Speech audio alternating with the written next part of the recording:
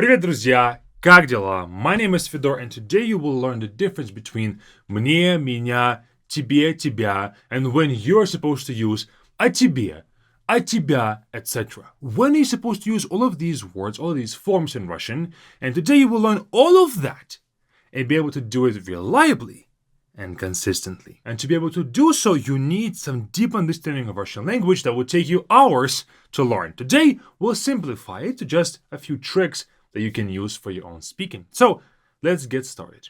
We have two personal pronouns. We have more, but two for today. Я and ты. Я means I, ты means you. And they have forms. For example, я has мне, it has меня.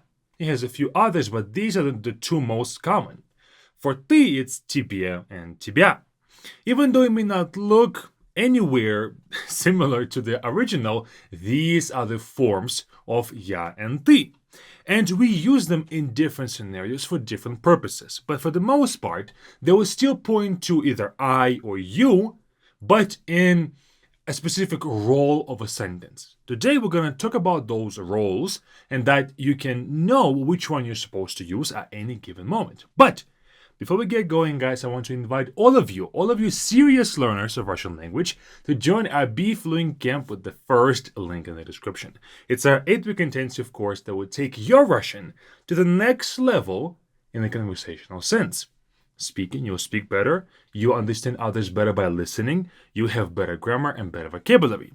All together, full circle, in just 8 weeks, and despite of your level, beginner, intermediate, and advanced, you will learn a whole lot depending on your needs. Check it out with the first link in the description. The start date and the pricing is going to be all there. Back to я and ты, мне, меня, тебе, тебя, all of that. Я and ты are used when I or you are doing the action. In terms of a language, it's when я or ты are the subject of the sentence. Whoever is doing the action is either я or ты. I can say, я люблю мороженое. I love ice cream. I am the one doing the action of loving. I love ice cream. Ты пришел не вовремя. You came late or you didn't come on time.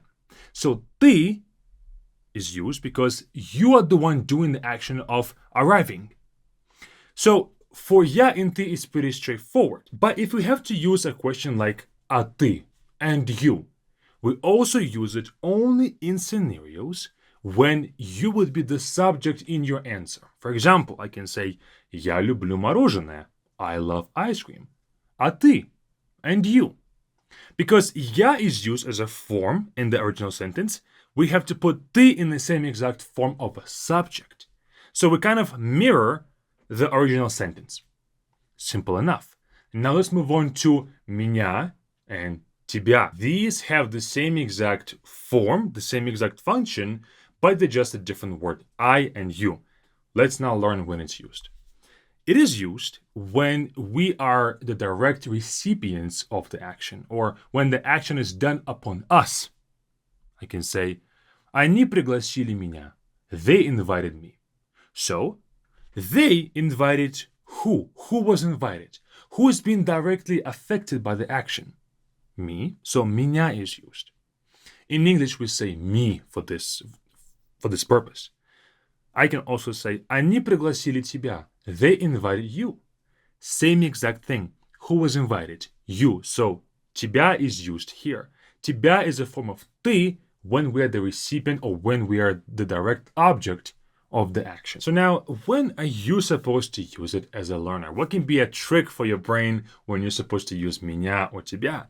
Think of whenever you are directly affected by the action. You can even rephrase the sentence to be like this. I love ice cream. What's being loved? Ice cream. So ice cream would be the direct object. Same here. I love you. Who's being loved? You. That's why you would be put in this тебя form. Some other examples, some phrases that are also crucial, that is easier to simply memorize than to apply this logic. For example, меня зовут Федор. My name is Fedor. А тебя? Меня зовут Федор translates to my name is, but in actuality it means they call me Fedor. Who's been called? Me. That's why меня here is used. And then the follow-up question, а тебя, also uses тебя because we have to match their forms. We have another phrase structure is when the English translation would be it does something to me. For example, меня бесит, когда ты опаздываешь. It infuriates me when you're late. So we don't have a specific person doing the action, but меня бесит means it infuriates me. Again, I will be the one infuriated.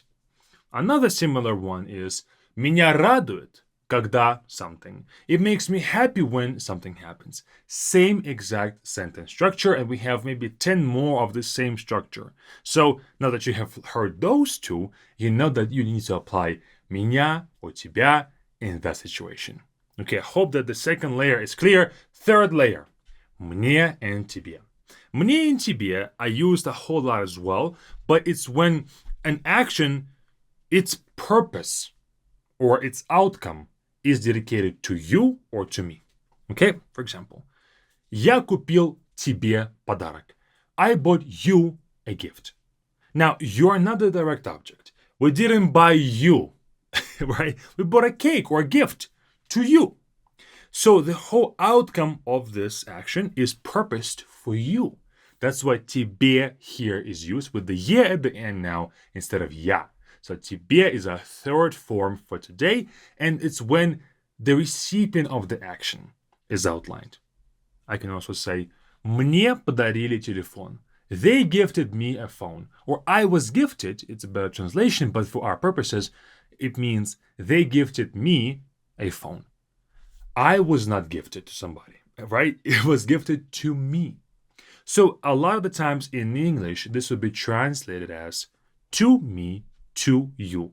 That's why мне here is used in those situations. There's also some phrases with мне and тебе.